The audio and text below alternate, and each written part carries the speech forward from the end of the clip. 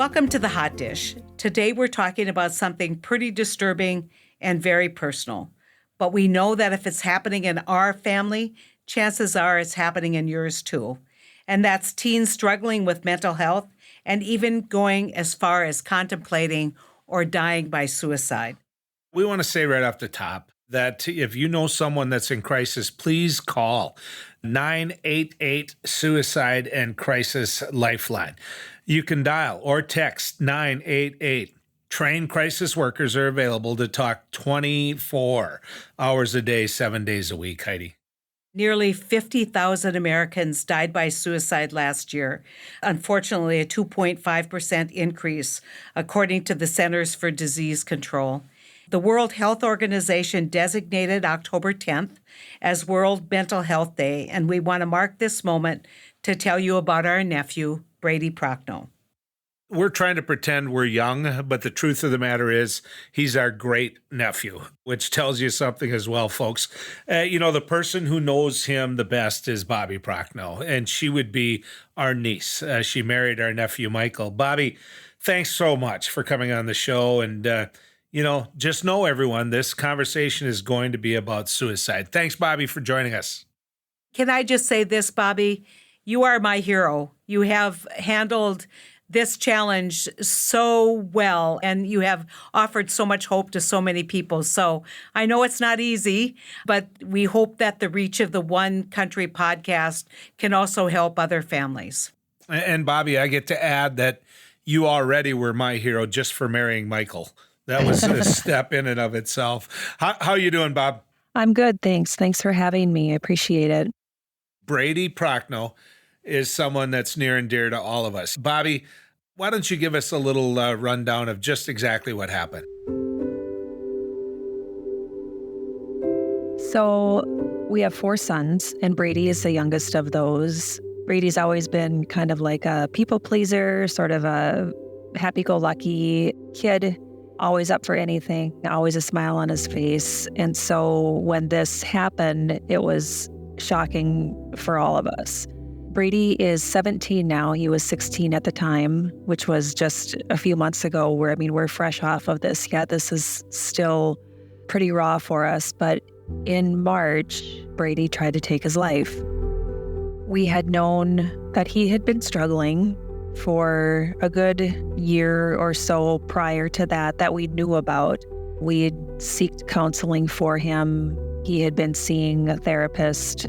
But as we've gone through this and as we've gone along, I've learned so much more about the type of therapy that is available to people. He'd seen counselors in school. He had talked to us a little bit, but we really started noticing just more and more things with him that now, as I look back after this had happened, everything was right there in front of us. He had the obvious things, he was struggling. He would have sort of meltdowns in the middle of nowhere. He would walk outside and just sort of cry and, things like that were super obvious at the time. But then as we kind of look back and think about it, there were a lot of signs that we just didn't see. We sort of started assuming it and kind of determining that he had body issues. He's always been a bigger kid. He's 6'4" now, and he's been taller than the pack since I can remember. I turned 50 this year, and I had went on a vacation with my girlfriends, and we hadn't even landed for 12 hours yet, and I was getting ready for dinner, and I met my friend at the door who sort of took me back to my room and sat me down and had told me what happened. Brady had shot himself. Everything from there was a blur. My husband and my third son, the one that's just a year or so older than him, were home when it happened. No warning. Nobody had really expected any of this. He walked in the door, apparently said, "Hey, how's it going?" and went downstairs. And about 20 minutes later, they heard something and went down to find him. And so goes the beginning of that journey for us. So, Bobby, you talk about the signs being there now. Do you think people understand that? You didn't, I didn't, and I spent a ton of time with Brady. I think it could be, there's so many things that I go over in my mind again and again about with him. He lost his grandpa Richo, a year and a half before that. He lost my stepdad, Grandpa Doug. He had a lot of loss for a young age to people that were very important to him.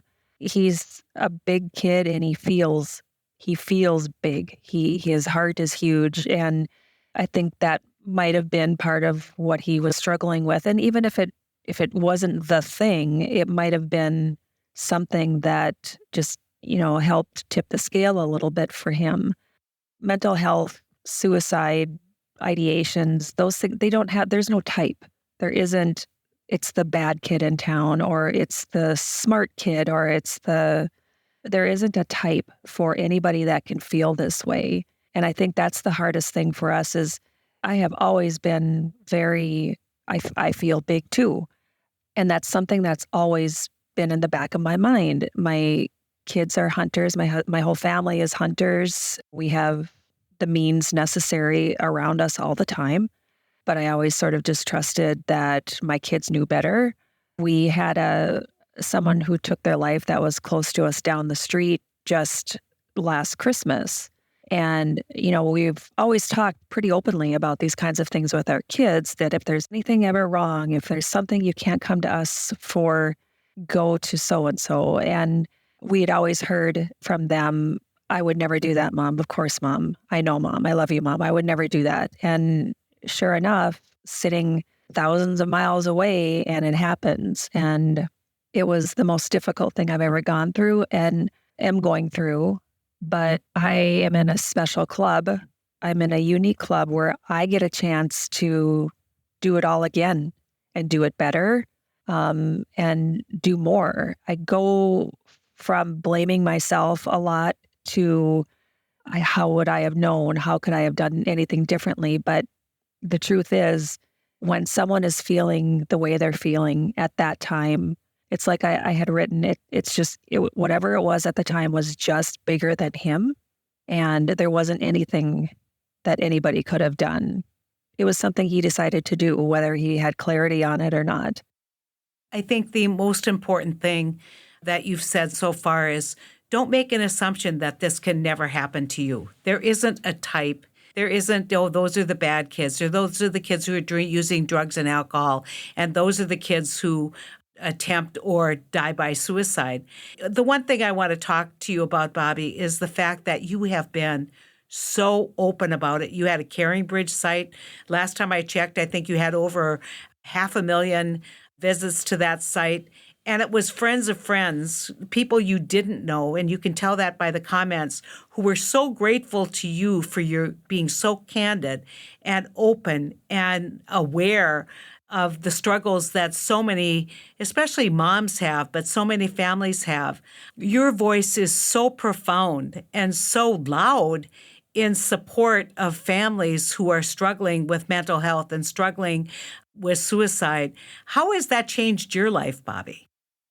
Well, I'll tell you, when I started writing that CaringBridge, it initially, it wasn't me that even started it. It was our cousins.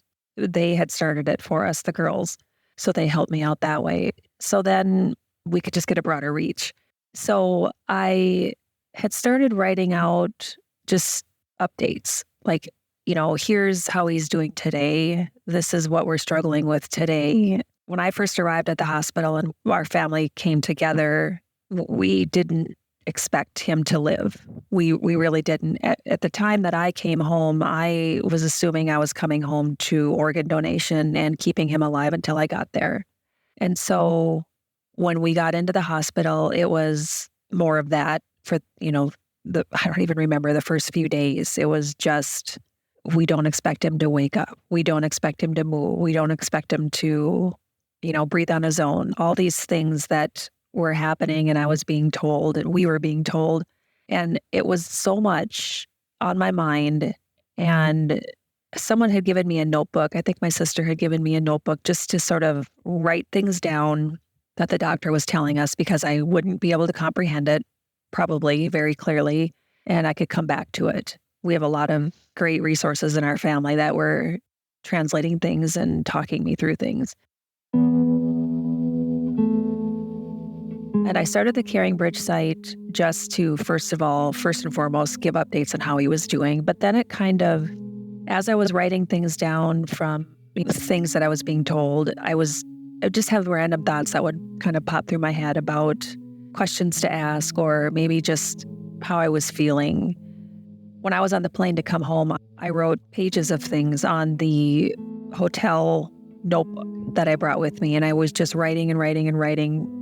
I was writing his obituary because I wanted it to come from me, and I wanted to write down all the things that I could think of about him that were so amazing. And that kind of was, I carried that through to when I got back to the hospital. I said I had a little notebook and I was writing things down. And I found that writing them down made me just get them out of my head so I could focus on him. So when I started writing the Caring Bridge, I broke it up into, for the people that just wanted to understand how he was doing, here's today's update, here's how things are going.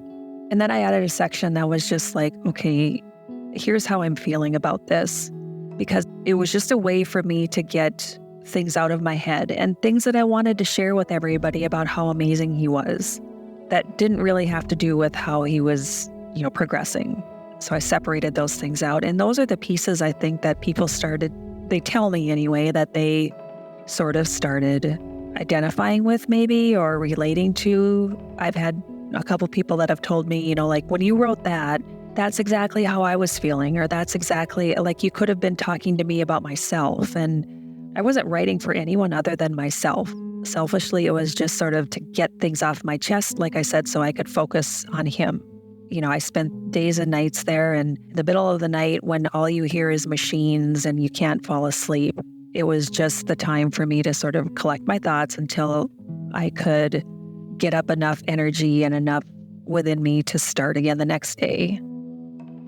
I have to tell you that I also have a bit of a problem with people telling me things like that it had helped them, because honestly, I feel like a fraud in so many senses. People saying, oh, what you're writing is just helping me so much. And I want to stop for a second and think, I'm helping you? Like I'm in this situation because I failed.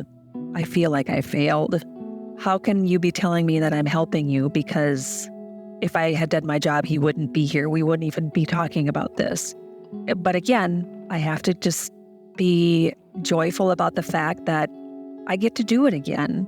And if anything that I had said can trigger a conversation or can spark a discussion, then maybe it's okay. If it can even spark as much as a discussion, then maybe that's what I'm meant to do. Well, I'll tell you this, Bobby, they're right. And if you think that it in any way is selfish of you, you're wrong. Not only was it a great thing for you to do for yourself, but it truly was a great thing to do for everyone.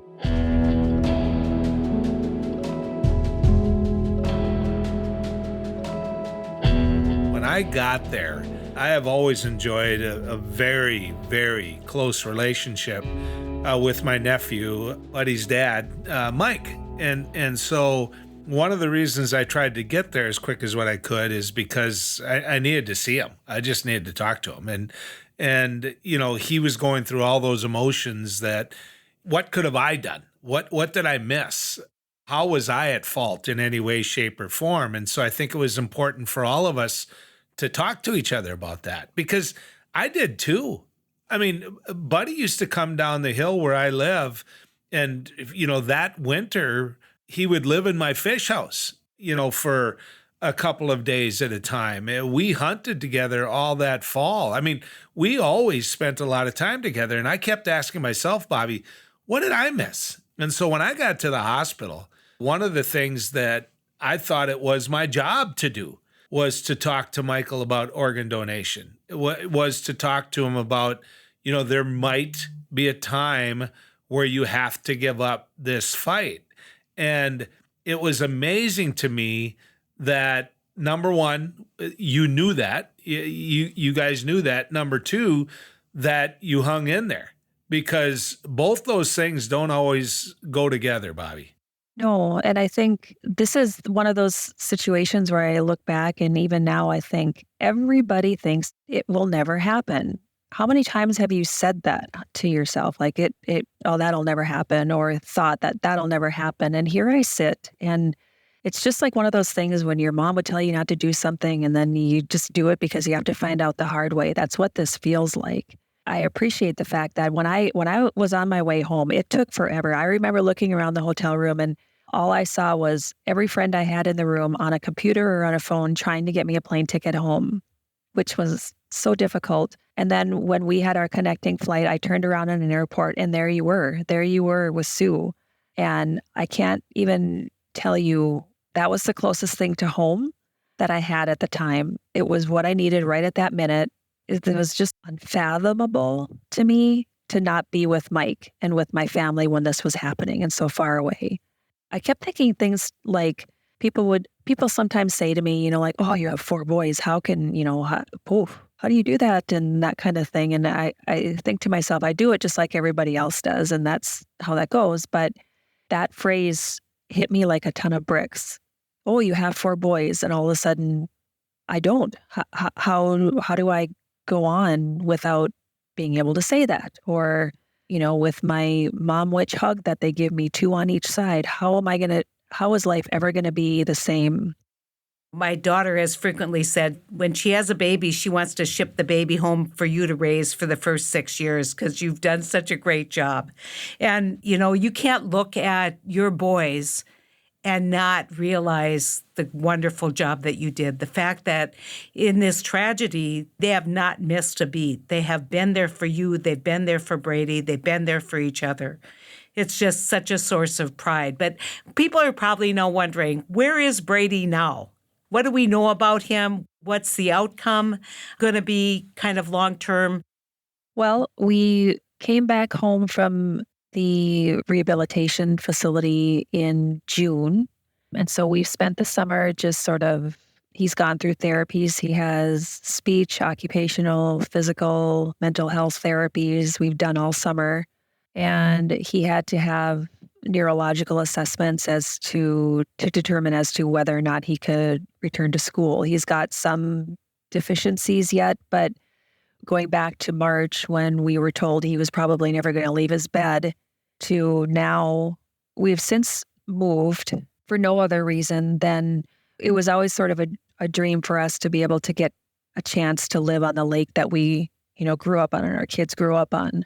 And that opportunity presented itself and we decided to run with it at this point in time with where Brady is and how his recovery is going. And the kid wants nothing more than to fish and to hunt.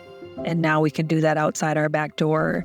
It was just an opportunity that we couldn't pass up. And so here we are. He's fully functional. He was paralyzed on his right side for the longest time. And then after we got down to Nebraska, he regained his speech. He regained his balance. He regained use of his right side. And so now when you run into Brady, you might not even really understand that anything had happened. He can talk, he can walk, he can play pickleball, he can do all the things, but he's got, there's some deficiencies that we're still working through. He is now in school. We went from where we were living, where it was hundreds of people in his class to I think there's 20 in his class. He's with a para 2 hours a day, and then he's got an additional class that he's with a larger group, but he has a lot of one-on-one. So he's only going a partial day right now, and we'll see how long that goes. But he's still exhausted, just completely exhausted. By the time that's done, he'll come home and he'll, nap for a few hours. And it's really incredible. He can remember everything. He's got a great long-term memory. Short-term memory has been a little problematic, but we're working through that. His vision is 20/20. He's a little different in that he doesn't really initiate conversations as much as he used to, but he'll have the conversation. There's just some behavioral things that are a little different with him. But for the most part, I couldn't even write a better ending to this. And we're nowhere near the end. But to be this far out with what happened and the type of injury that he had, to him being out in Joe's front yard playing pickleball, You would never, ever, ever have convinced me that that's where we would be when I was on my flight home from Mexico. There's things that, we may not get back. And the realization that you and Michael have of that, I think is a strength as well. Brady was, ladies and gentlemen, a fish. I mean, he would run down Heidi's and my dock and he would jump off and he'd do what he called the whale. He'd have his arms by his side and he'd go sideways, and the kids just loved it. And he lived in the water. This summer, when we had him out on the pontoon, he was always the first to jump off, and he's not anymore.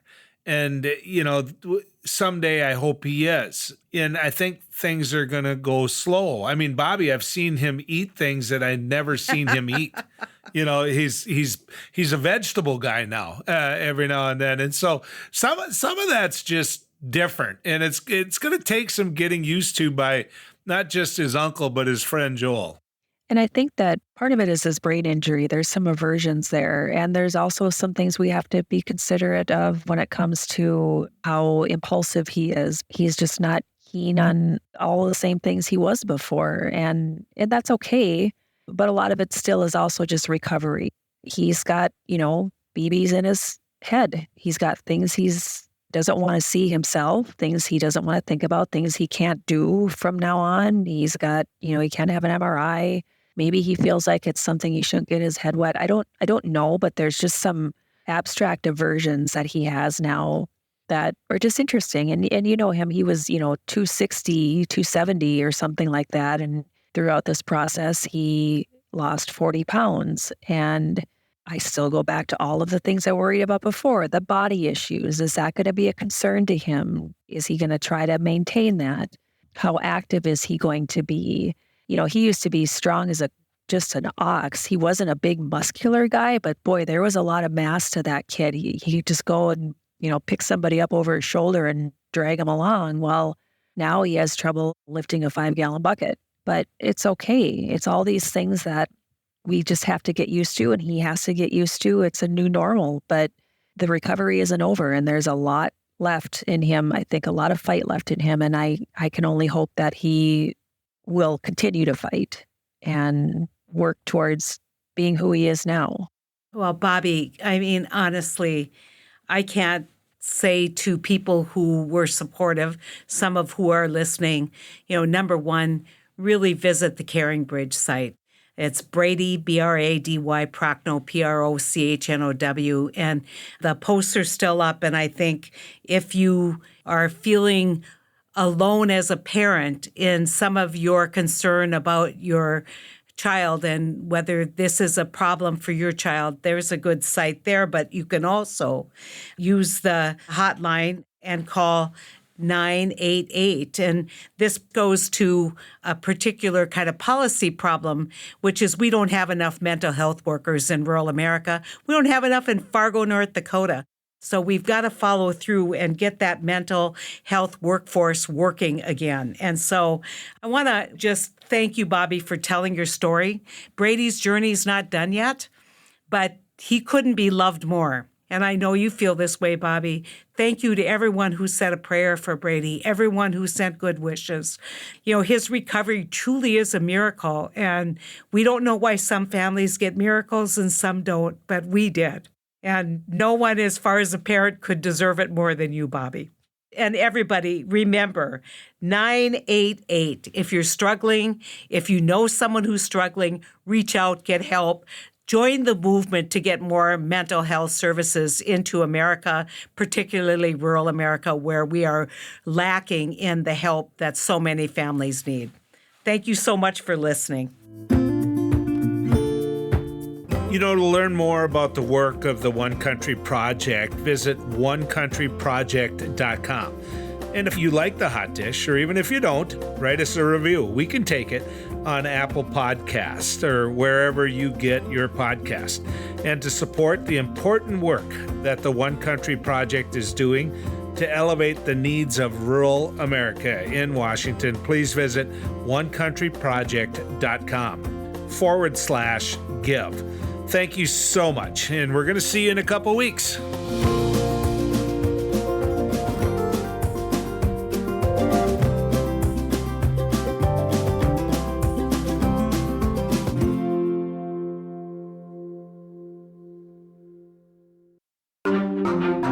Topica.